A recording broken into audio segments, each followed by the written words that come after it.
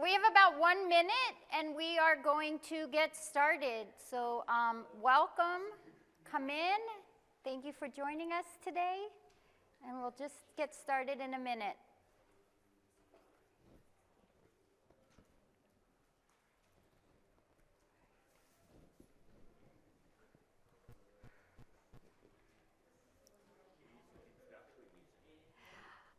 Well,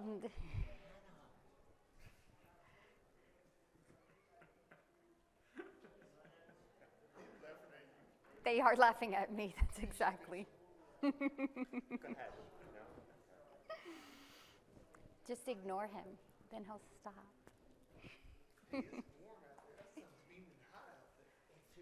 Is it hot outside?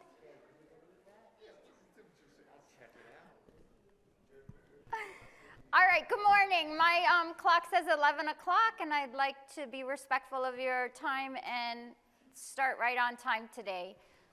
The presentation you're going to hear today is called The Wallet Card, a tool for successful police interactions. It is presented by my organization, Disability Independence Group, and I will tell you more about my organization as we get through the presentation. What you can expect today is a PowerPoint presentation where I am speaking. I have 2 short videos that will show throughout the presentation. We'll do a little interactive activity, and then the end of the presentation is going to be more of a discussion. And then at the very end, I'll leave the time for questions that you might have so that I can answer your questions. So if you can try to save your questions to the end so that I can make sure I get through all the material that people came to hear, that would be great. And I promise we'll keep track of time and leave time for questions. So I'd like to, let's get started. Let's start with hi, welcome. Hello, I have 3 questions we're going to kind of answer to make it interactive and get everyone a little involved. Where's everyone from? I'm from Miami. Anybody else from the Miami area? Hi. Fort Lauderdale. Alan, where are you from? Tommy. Allen, Florida? Oh, okay. Okay, excellent. Anybody else from that area?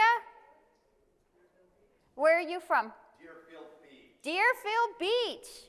I used to live in Polk County, but I live in Pasco County now. Pasco County. Anybody else? St. Augustine. Tampa area. So it looks like pretty much throughout the, where are you from? Okay, great. So it looks like we have people from all over the state that came, which is wonderful and excellent. And one of the fun parts of this conference is you get to meet people from different places than where you live, which I love. Okay, the next question. Raise your hand if you had breakfast this morning. Yeah, look at that. A lot of us did. I had toast and coffee. All right, last question. How many times have you been to Family Cafe? Raise your hand if it's your first time ever being here. Wow, welcome, welcome. Who's been here 5 times? Wow, only 2 times. I think I've been here, we've been coming about 6 years now, I think. We've been coming about 6 years. Who's been here more than 10 times? Wow. How about more than 15 times? Wow. Wow. Several people. How about 20 times? Really? Have you been to all of them? Wow, that's pretty amazing. Have you noticed changes over the years? I hope for the better. Excellent, excellent. Well, thank you all for joining us today. And let's get started.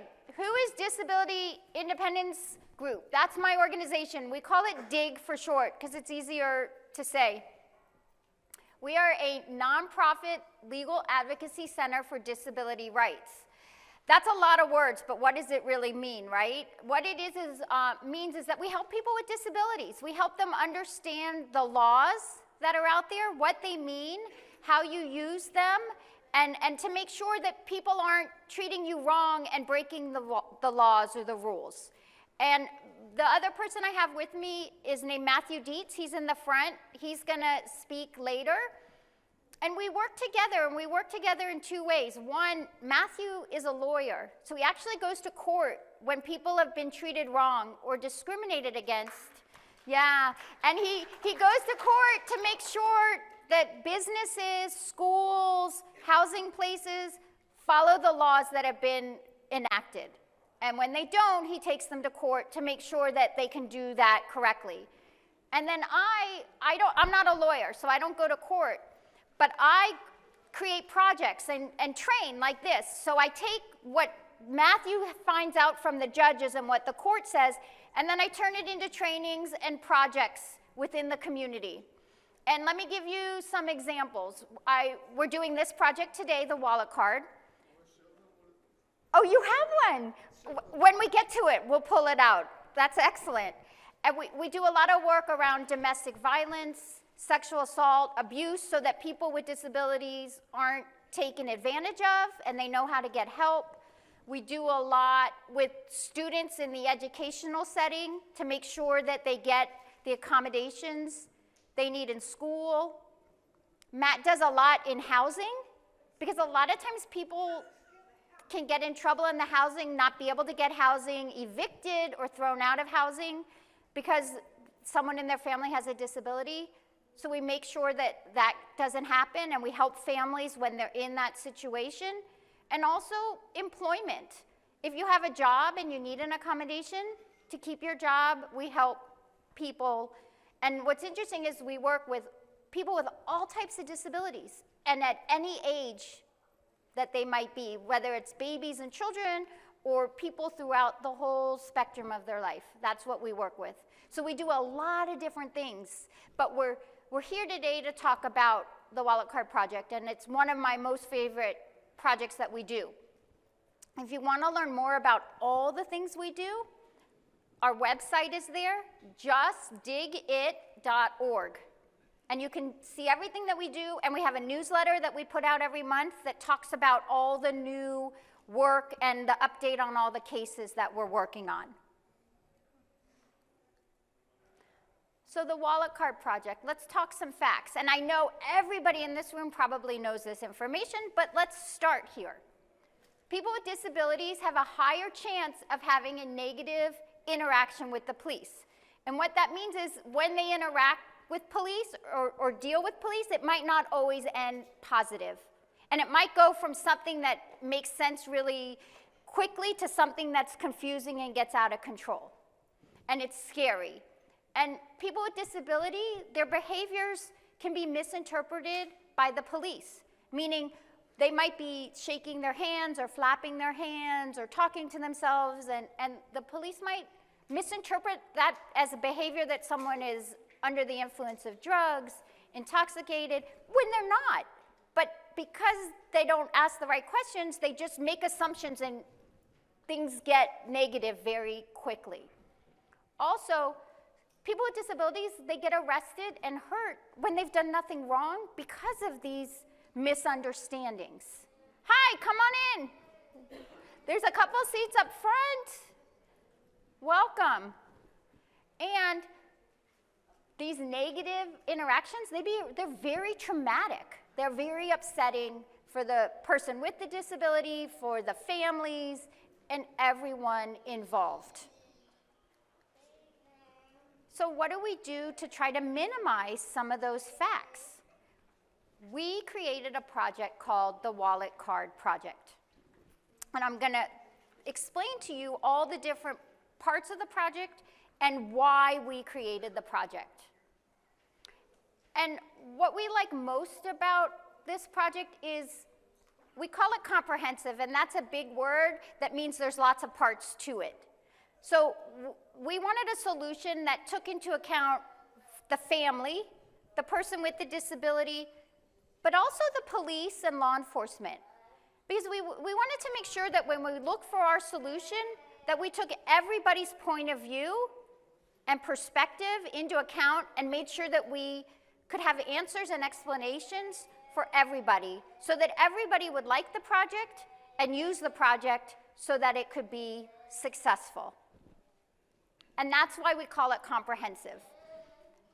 And what it is it's empowerment and self-advocacy tools to help first responders and people with disabilities communicate with each other.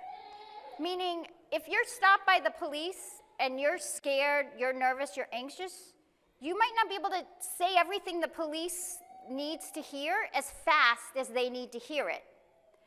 And the police, from their perspective, are like, I need to know what's going on, I need to know everybody's safe, and I need to know that the situation is under control.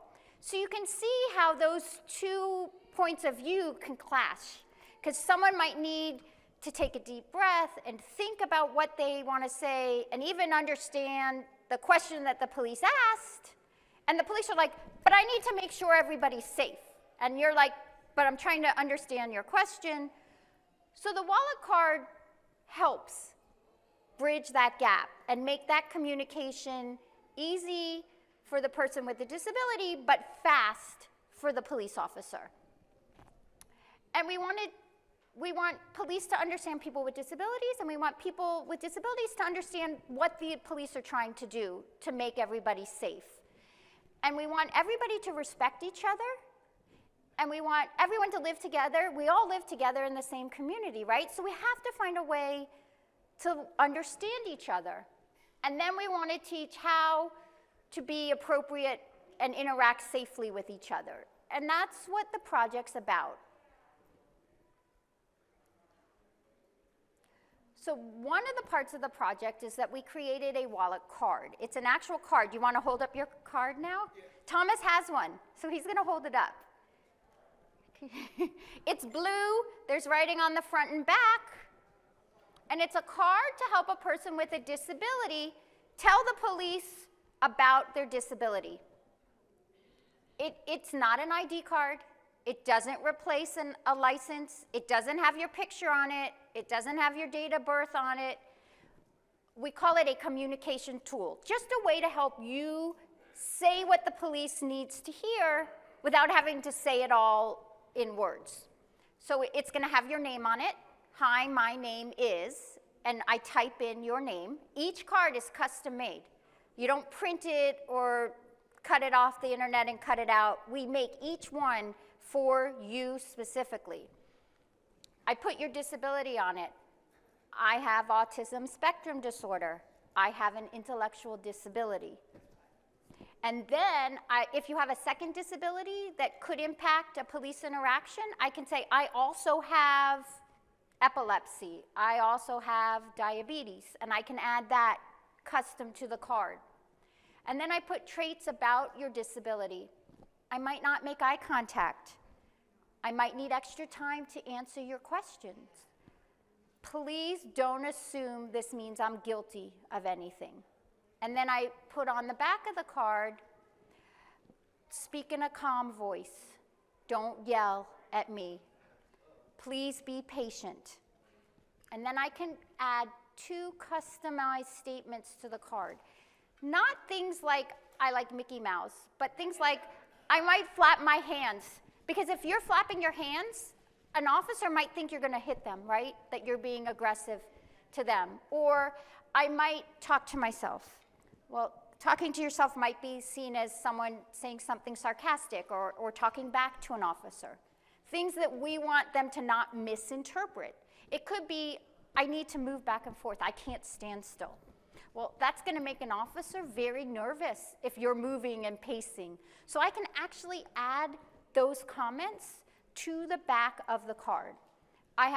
We make a whole list of suggestions. I need directions step by step. Please ask me one task at a time.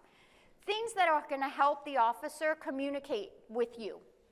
And then I put an emergency phone number and name on the back. And that says, if you need more information, please call. And then the officer can get more information instead of just making assumptions, arresting people, and ending the situation. And what Matt's found as the lawyer is the best thing for people with disability is to not get into the legal system. So what can we do to stop an interaction from getting you into the legal system? And when we talk to the police and we talk to people and families with disabilities, it said, let's find a way to let us get the information we need as quickly as we can, as safely as we can, so that we don't put people into the system that don't need to be in the system. That's one part of the project. We'll talk about it. Hold your question to the end and we'll come back to it. So what else does the card tell the police? Like I had just said, I might not make eye contact, I might not be able to understand or comprehend your questions, extra time to answer your questions, I might speak too loudly, too softly, or with unusual intonation, and that might mean, a police officer might think that that means you're under the influence of drugs or alcohol. We also tell them, turn off your flashing lights and sirens. It's very unregulating for people. Just turn them off. It's okay. And then we tell the officer, clearly identify yourself. Let someone know you are a police officer. And try not to touch or restrain someone. A lot of people don't like to be touched. And as I said earlier, talk slowly, calmly, and use concrete, clear language. So let's show you what the project looks like. I'm going to show you a short video. It's about 2 minutes. I'm going to switch out of the PowerPoint and put the video on, and hopefully the sound is adjusted right, and we'll talk after the video.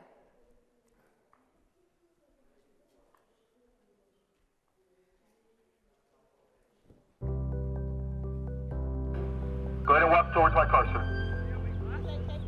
Go ahead, keep walking, sir. Go ahead and stop right there, sir, and face me. Just don't put your hand in your pocket. Go ahead and stop right there, sir. Go ahead and stop. How are you, sir? Good. My name is Officer Figueroa with the City of Miami Police Department. Yeah. The reason I'm stopping you is because we got a call of somebody acting suspicious and you happen to match that description. Anthony, do you happen to have an ID? Where is it at? In my pocket. In your pocket. Go ahead and reach for it. Listen, I'm going to read your wallet card for a second, all right? Yeah.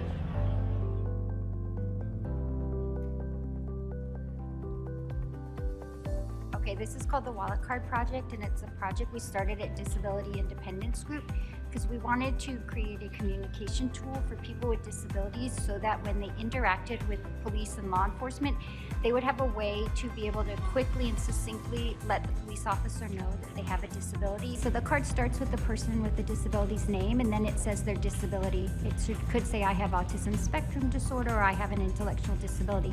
And then it goes on to list specific traits that a person with a disability might have, like that they don't make eye contact, that they might not be able to answer a question quickly. And then on the back, it gives specific traits, like they might be sensitive to loud sounds or flashing lights, or that they may pace back and forth, or that they might wring their hands back and forth. And then we put an emergency contact name and a phone number so that the police officer can call and get more information if they need to. Well, we were approached by the Wallet Card program to assist them in interacting with the participants of the card so that they could interact in a more realistic manner. They could see us dealing with an actual police officer, an actual car with the lights on, sirens, which becomes more realistic to them. I think it's an amazing program. It helps us work with people with special disabilities, and it helps them interact with us. Some of them have never interacted with any police officer. We're here to show them that we're here to help them, and also how they should interact with us. Whenever we confront them, there's certain things that they need to do and certain things that they need not to do to protect themselves and protect us. And that's what this program is all about.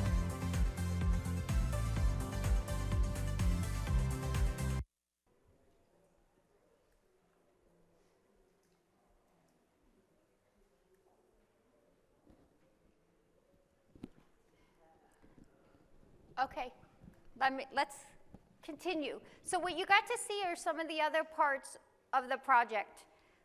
Like I told you that one part is the card itself. The two other parts of the project are, one, we teach people with disability how to safely use the card. Because the worst thing we could do is give someone a card and then they're reaching for it in front of the officer, but the officer doesn't know what they're reaching for and misunderstands and thinks they're reaching for a weapon, and then we've really created a bad situation instead of helping a situation. So we spend a lot of time training how do you safely use the card and ask permission before you reach for the card. And we do that. One way is we have a video on our website that gives different scenarios on how to safely use the card. And then we work with schools and parks programs and disability organizations, and we go into the programs, the schools and the parks, and practice. We literally practice how to use the card and how to reach for the card. And then the third part of the project, which is really the most important part for me, is we teach the police what to do when someone hands them a card. Because they'll be like, what's this card? Why are you handing me this? So we made a police training. And it says, it's a whole training with their own video. And it says, this is what the card is. This is the purpose of the card. This is why someone might give you a card. And this is what you should do when they do hand you this card. And so we found that we've made the tool to use. We teach the people that have it how to use it, but then we teach the police who see it what to do when they get it. And we found that that is the way that the project has been so successful, because each part knows their reason for doing, sorry. It's a telemarketer on a Saturday. How crazy. Maybe. and then each part of the magic part has their part. I know I have to do this the right way. I know I do this the right way. And then we have a safe interaction. And what you saw in that video is role playing. We take officers in uniform with cars, with sirens, with flashing lights, in a park or in the street, with people with their custom-made wallet card in their pocket, and we practice. How do you do it? How do you say, can I show my card? So think about what that is. You've got people with disabilities meeting officers, not in a crisis situation, not in an emergency situation, getting to talk to them like people. You get police officers that get to see 15, 20 different individuals with disabilities, not in a crisis situation, not in an emergency, and they actually talk to each other and interact with each other. And you see the officers, they say to me, first they say, I can stay 5 minutes, I know I'm gonna have an emergency, and I'm out the door. I can't get them to leave 2 hours later. They're so engaged in what they're doing. But they say to me, but they had the same disability on the card and they acted completely different, right? And I said, exactly why you're here. That's what you need to understand. Every person with a disability is gonna be unique and individual, and you need to be able to understand that. It's very powerful. But then you have a person with disabilities, right? And you're like, but the police yelled at me. Yeah, but they're not yelling at you because they're yelling at you. They're yelling at you because they're trying to engage the situation or figure out what's going on. So both sides kind of learn what the role of the other person is before there's a crisis, before there's an emergency. And as I said, it's very powerful. So let's move on. Each card, hey Thomas, can I see your card again? Thomas is helping us. On the top of each card, you're going to see a black dot. I put that on each card. It's called a Biodot. It's a small square of heat-sensitive material. Max, Max and Matt are going to pass them out. We have 100 of them. We should be able to just about get everybody a dot.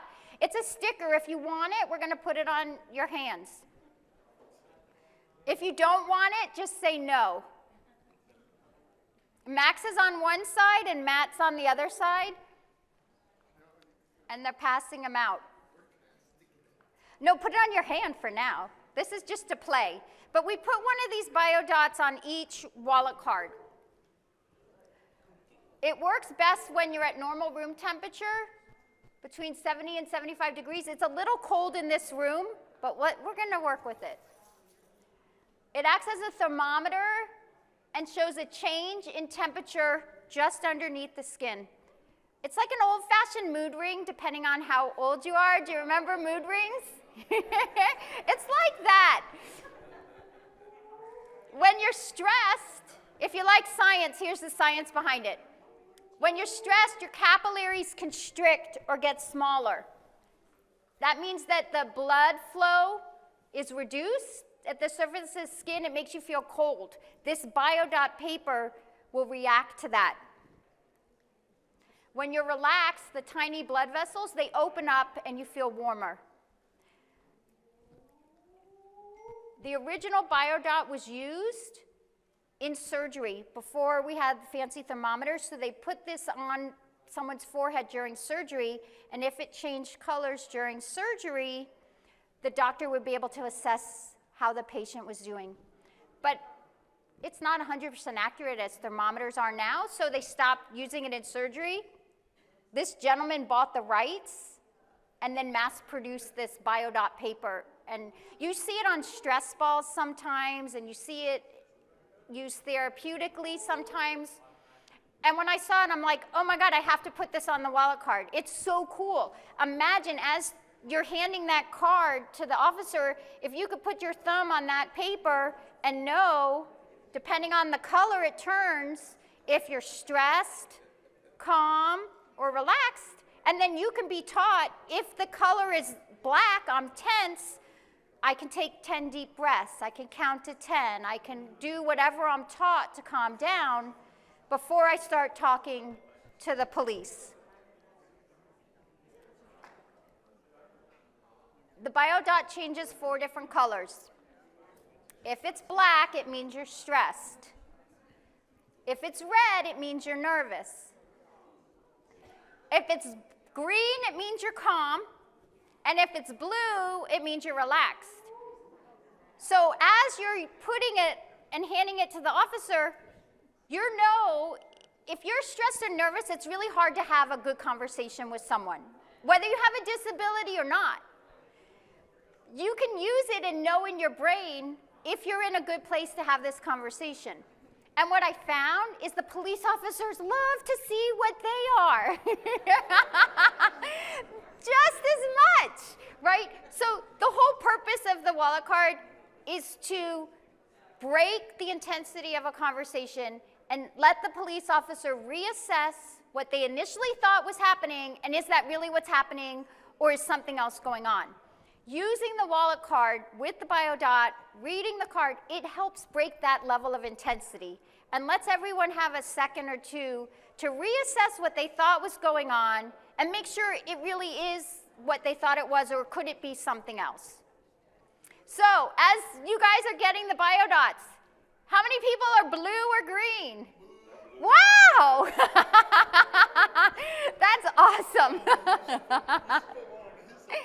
Yeah. Anybody red?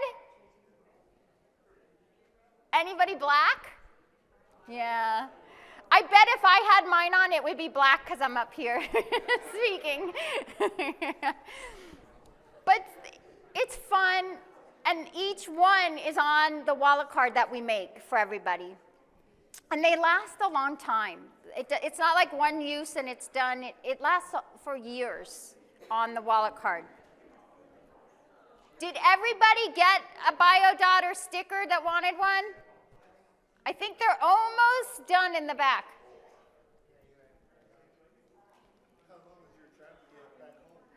Our drive to get back home is like 4 hours. If the Biodot is on the card, You just put your thumb on it, okay. and it changes. It'll change color by your thumbprint. I have one more video to show you. It's about less than a minute. It's another example of the police doing the project. So I'm going to show you that.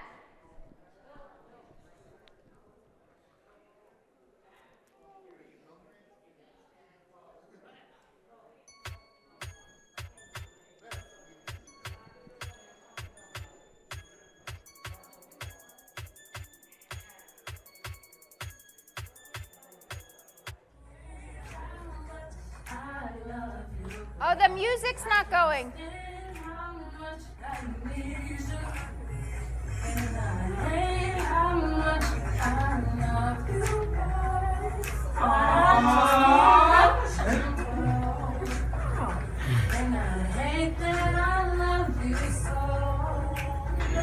Ozzy, get it. Get it.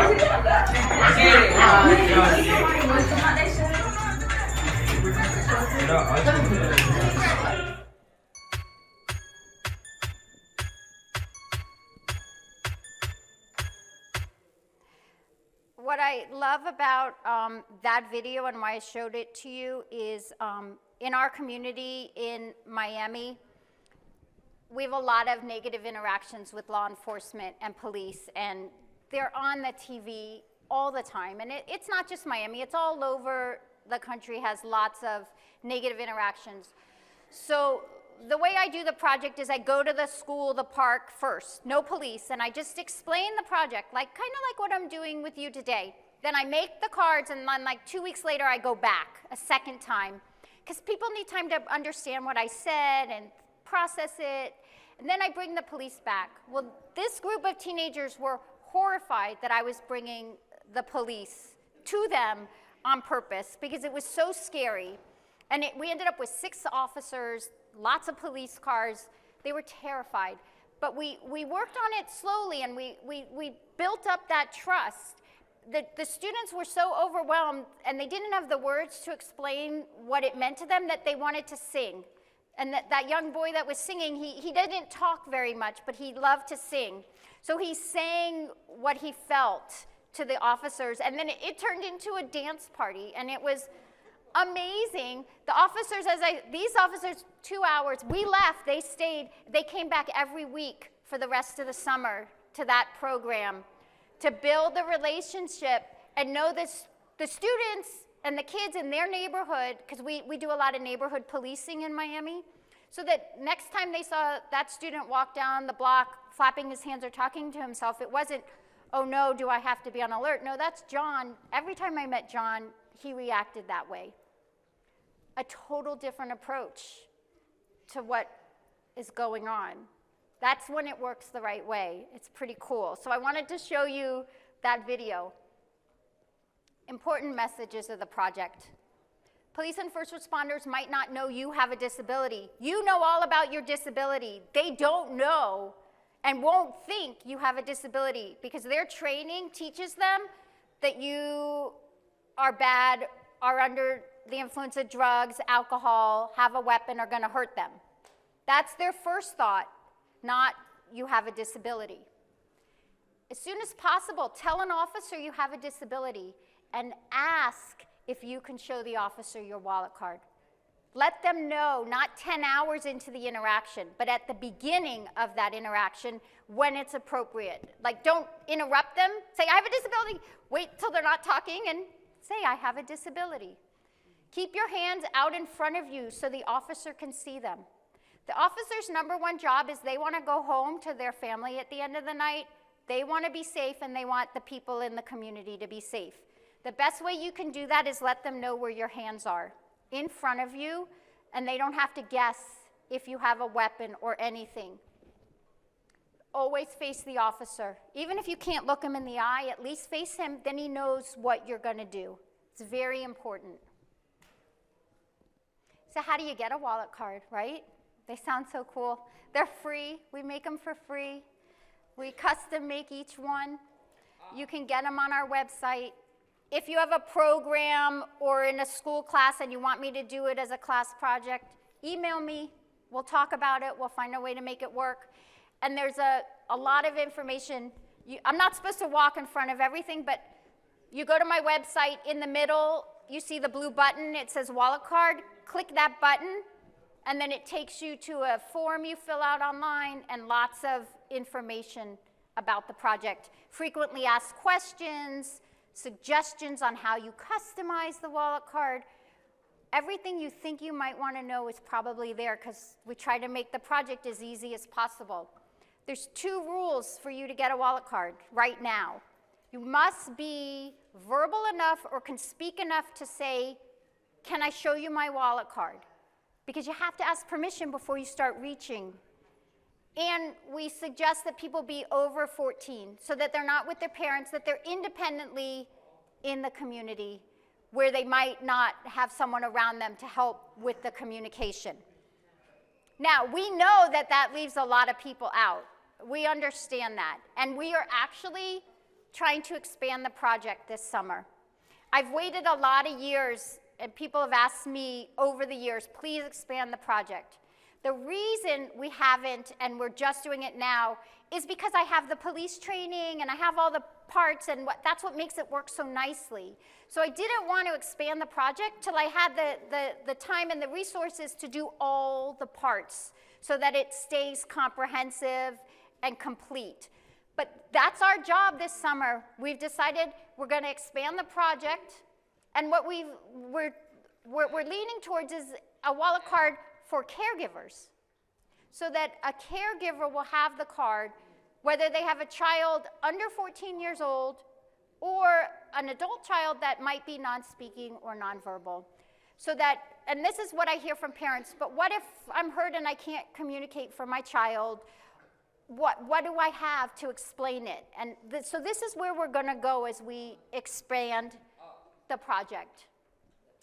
And I don't know if you can tell, but I'm pretty comprehensive and step-by-step on what I do. So we created a survey. It went out for the last couple of months through our website.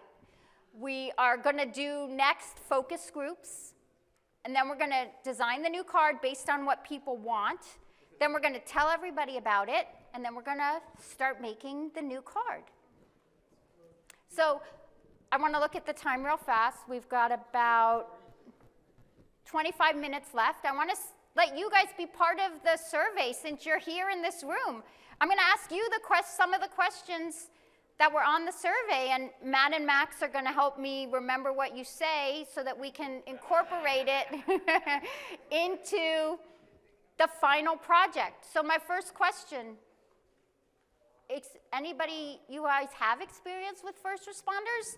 And we mean by that law enforcement. It could be firefighters. It could be paramedics. Have you guys had experiences? Yeah.